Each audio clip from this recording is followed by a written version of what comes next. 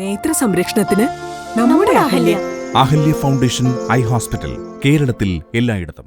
നഗരവികസനത്തിനും ആരോഗ്യ മേഖലയ്ക്ക് ഊന്നൽ നൽകി കോതമംഗലം നഗരസഭയുടെ 2026-27 വർഷത്തെ ബജറ്റ് അവതരിപ്പിച്ചു. ചെയർപേഴ്സൺ ഭാനുമതി രാജുവിന്റെ അധ്യക്ഷതയിൽ വൈസ് ചെയർപേഴ്സൺ പ്രിൻസ് വർക്കിയാണ് ബജറ്റ് അവതരിപ്പിച്ചത്. നഗരവികസനത്തിനും ആരോഗ്യ മേഖലയ്ക്ക് ഊന്നൽ നൽകി കോതമംഗലം നഗരസഭയുടെ 2026-27 വർഷത്തെ budget vice chairperson Prince Varkey അവതരിപ്പിച്ചു. 71,67,100 രൂപ മുന്നിരിപ്പും 83,05,47,800 രൂപ വരവും 84,76,63,900 രൂപ ചെലവും കണക്കാക്കി 54,55,05,000 രൂപ നീക്കിയിരിപ്പുമുള്ള ബജറ്റാണ് കൗൺസിൽ പാസാക്കിയത്.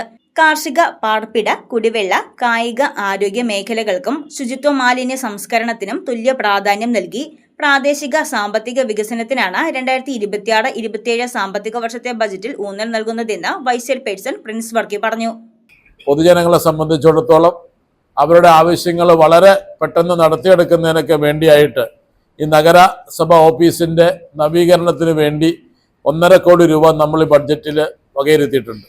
അതോടൊപ്പം തന്നെ നമ്മുടെ നഗരസഭ അതിർത്തിക്കുള്ളിലുള്ള പൊതുവിദ്യാഭ്യാസ മേഖലയുമായിട്ട് ബന്ധപ്പെട്ടുള്ള സർക്കാർ സ്കൂളുകളുടെ ഭൗതിക സാഹചര്യങ്ങൾ വർദ്ധിപ്പിക്കുന്നതിന് വേണ്ടി അവർക്ക് ഫർണിച്ചർ ഉൾപ്പെടെയുള്ള ലാപ്ടോപ്പുകൾ അടക്കമുള്ള അവരുടെ പ്രധാന അധ്യാപകരും PTA കമ്മിറ്റി നിർദ്ദേശിച്ചിട്ടുള്ള എല്ലാ കാര്യങ്ങൾക്കും വേണ്ടിയുള്ള തുക നമ്മൾ ഈ ബഡ്ജറ്റിൽ വകയിരുത്തിയിട്ടുണ്ട്. ഗ്രാമീണ മേഖലയിൽ താമസിക്കുന്ന ആളുകളാണ്.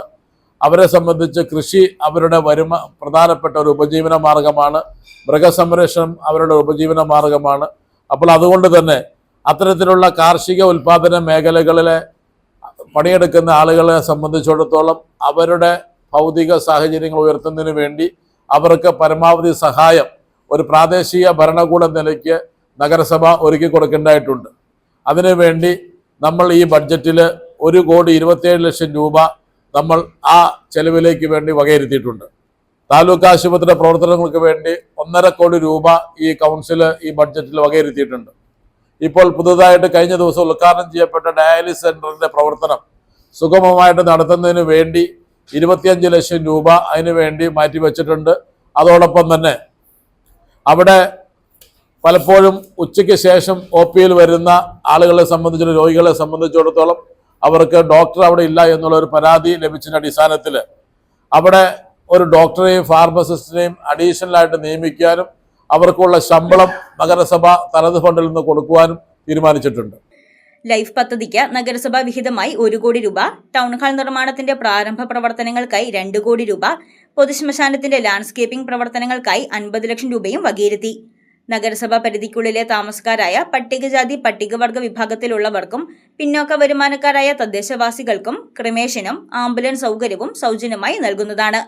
വിവിധ കുടിവെള്ള പദ്ധതികൾക്കായി 1 കോടി രൂപ, ബസ് സ്റ്റാൻഡ് ബിൽഡിംഗിന്റെ കാലപ്പഴക്കം മൂലം പൊളിച്ചു മാറ്റി തൽസ്ഥാനത്ത് പുതിയ കെട്ടിടം നിർമ്മിക്കുന്നതിന് 6 കോടി രൂപ, മുൻ വർഷങ്ങളിൽ പ്രവർത്തികൾ ഏറ്റെടുത്ത് പൂർത്തിയാക്കിയ കരാറുകാർക്ക് കൊടുത്തു തീർക്കുവാനുള്ള തുക 70 ലക്ഷം രൂപ, ഓഫീസ് നവീകരണത്തിനായി 1.5 കോടി രൂപ എന്നിങ്ങനെയും വകയിരുത്തിയിട്ടുണ്ട്. കുടിവെള്ളത്തിന് പ്രാധാന്യം കൂടുതൽ കൊടുത്തിരിക്കുന്നു, വീടുകൾക്ക് പ്രാധാന്യം കൊടുത്തിരിക്കുന്നു, അതുപോലെ ക്രെമിറ്റോറിയത്തിന് കൂടുതൽ പ്രാധാന്യം കൊടുത്തിരിക്കുന്നു. ക്രെമിറ്റോറിയമൊക്കെ എത്രയും പെട്ടെന്ന് പൂർത്തിയാക്കണം എന്നുള്ള ഉദ്ദേശത്തോടു കൂടി തന്നെ അതിന് ഫണ്ട് മാറ്റി വെച്ചുകൊണ്ടുള്ളൊരു ബഡ്ജറ്റാണ് ഇന്ന് അവതരിപ്പിച്ചത്.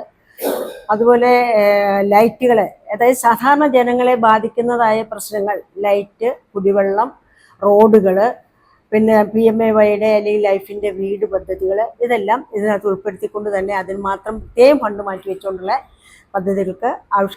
പദ്ധതികൾക്ക് ആസൂത്രണം ചെയ്യുന്നുള്ള രീതിയിലുള്ള പദ്ധതിയാണ് അവതരിപ്പിച്ചത്. ABC സെന്റർ ആരംഭിക്കുന്നതിനും തെരുവുനായ ആക്രമണങ്ങളിൽ നിന്നും സംരക്ഷണത്തിനായി ഷെൽട്ടർ സംവിധാനം ഒരുക്കുന്നതിനും 25 ലക്ഷം രൂപയും ഉൾപ്പെടുത്തിയിട്ടുണ്ട്. പൊതുവിദ്യാഭ്യാസ മേഖലയുടെ സംരക്ഷണവുമായി ബന്ധപ്പെട്ട് സ്കൂളുകളുടെ നവീകരണത്തിനും അനുബന്ധ പ്രവർത്തനങ്ങൾക്കും 85 ലക്ഷം രൂപയും വകയിരുത്തി.